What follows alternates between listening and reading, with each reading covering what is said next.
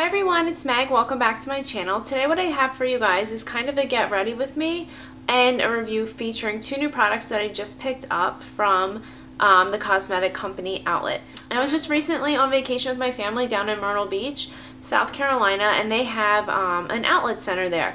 So I stopped in the cosmetic company outlet and picked up a few things, and I'm going to be using them in the tutorial and then afterwards giving you my thoughts on them.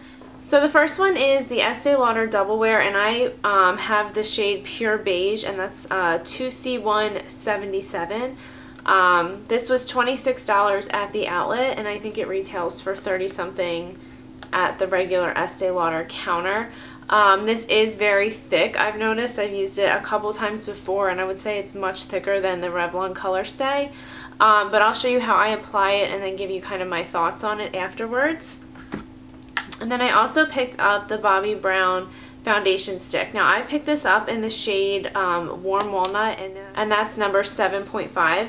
As you can see, this is extremely much darker than my skin tone, but I'm going to use this as a cream contour stick. Now this is going to be a much more full coverage foundation tutorial than I would normally wear, especially still in the summer months. So if you want to see how I use these products, then stay tuned.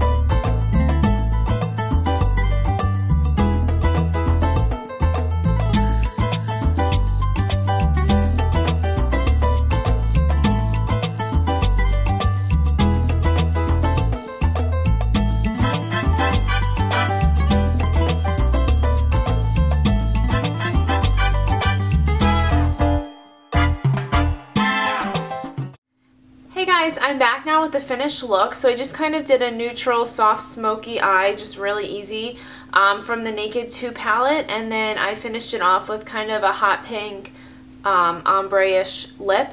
So I wanted to give you my quick opinions on the Estee Lauder Double Wear foundation, and I do really like how it applies with the Beauty Blender. The last time I used this, I used just a flat top kabuki brush, and it was way too thick. I was outside and it was just way too heavy of a coverage. Like, I literally was sweating, and I got back in my car and used the baby wipe and actually took my makeup off before I got home. That's how like heavy it felt on my skin. So right now it feels thinner now that I used the Beauty Blender with it to blend it out and apply it. So I think that definitely using this is a great idea if you don't like a heavy feeling foundation. You could also mix this in with your moisturizer, or you could mix it in with a less full coverage foundation to kind of get that perfect shade. I feel like it does give really nice coverage and gives a pretty flawless looking finish that I can see through my viewfinder. It does show up well in photographs. The SPF is only 10, so it's not too bad of a flashback with the photography. I did have pictures taken with this on before. And I'll link my blog down below so you can see the blog post, just so you can kind of get a look at what it looks like in outdoor photography. But I do have freckles, you guys know that, so I don't try and cover them up ever. I just feel like that would be way too much makeup. I am completely freckly all over my body, so it doesn't really bother me. It never has. But you can see like my larger kind of sunspots and freckles still show through. I could probably put another layer on and cover it up, but I really do like the finish of it. I don't have perfect skin. You guys can obviously see that, but I don't think it's too heavy of a foundation where it accentuates my imperfections more. I do have some spots, you know, just from wearing sunscreen and stuff all summer, but I really do like this. Like I said, it is a very full coverage foundation. I would say it's more full coverage than my Revlon Color Stay. So I would recommend this, just not as an everyday foundation unless you are really into full coverage foundations and you like thicker foundations. The next product, I really am loving this Bobbi Brown stick. I think that it gives a really pretty effect to the skin. I like the cream contour, especially with a more full coverage foundation, because I feel like it just is, I don't know, more dimensional, and it kind of blends into the skin really pretty. I've worn this before and tried it out, and I blended it out with my fingers, but I think that the Beauty Blender did a really great job of kind of blending it out and not making any harsh lines or anything like that. So I really am liking this a lot. It was kind of expensive, I feel like, for the purpose of just using it as a contour, but if you're someone who loves the contoured look, or you know, you have a makeup kit or anything like that, I would definitely recommend it. This was $29 at the cosmetic company outlet, and they had a range of shades at mine, so you could even use this as a foundation stick. I remember MAC used to make a foundation stick that I used all the time, and I would say that this is pretty similar to that. So if you were a fan of that foundation stick, I would definitely recommend this. It's very thick and creamy, but it blends out really nicely. So you don't need a lot of this product, you know, to get coverage. So I'm loving this so much so far. That's the look for today. I hope that you guys enjoyed it, and I'll see you in my next video. Bye!